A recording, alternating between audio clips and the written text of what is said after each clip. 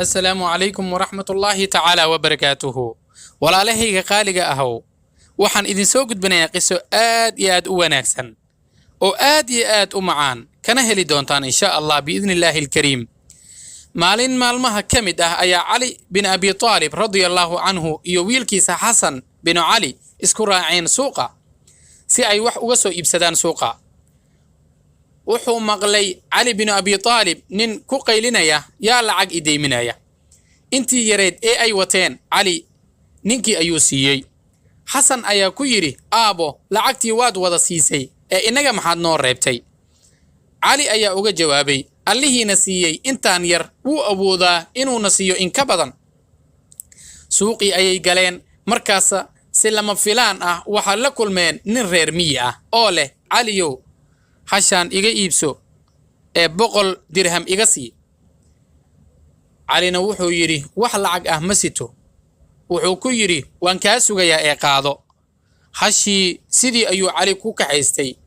wax yar kadib waxay la kulmeen haddana nin kale oo reer miyi ah wuxuuna ku yiri Caliyow aan kaa iibsado hashaan ee iga sii 170 dirham.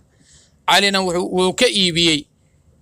intaas kadib Cali wuxuu raadis uga dhaqaaqay ninkii reer miyiga ahaa ee deynta ku siiyey hasha si uu ugu celiyo 100 dirham ahaa. isagoo raadinaya ayaa waxa ka hor yimid rasuulka calayhi salaatu wassalaam wuxuuna ku yiri Caliyow ninkii reer miyiga ahaa miyaad raadinaysaa ee hasha ku deymiyey. Cali haa ayuu uga jawaab celiyey.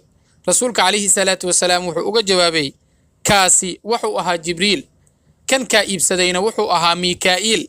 hashana waxay ahayd geeli jannada lacagtuna xagga Rabbi ay kaaga timid ee Caliyow bixi wuxuu alle ku siiyey hana ka baqin faqri. walaal wax alla marka qisadan waxaad ka faa'iideysaa wax alla waxa jeebkaaga ku jiro in haddaad bixisid in bila sabab Ilaahay kugu soo celinaya. bal fiiri Cali bin Abi Talib in yar oo suuq la aaday oo wax ku soo gadanaya nin miskiin buu siiyey. Ilaahay jannada geel jannada ah ayuu u soo diray una sabab ka dhigay nin malag ilaahay uu soo dhiibo subhanahu wa ta'ala.